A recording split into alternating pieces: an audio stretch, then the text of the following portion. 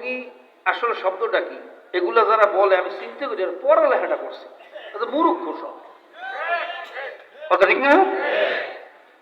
জং মানে যুদ্ধ, জং মানে কি? ধরে কোন? আর যারা যুদ্ধ করে তাদেরকে বলে জঙ্গি। জং মানে আর যুদ্ধ যে করে তারে কি কয়? যেহেতু এই পাক ভারত উপমহাদেশ একসময় পারস্যরা শাসন করত, কথা ঠিক না? 750 বছর মুসলমানরা শাসন করছে, পারস্য বাদশারা একসময় এটা শাসন করত, কথা কয় না?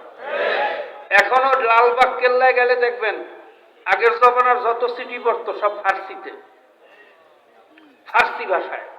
সরকারি চিঠি আসতো কি ভাষায়? কথা কয় না? কারণ এই দেশ শাসন করত পারস্যরা। আর ফার্সি ভাষায় যুদ্ধকে বলা হয় জং, যুদ্ধকে বলা হয়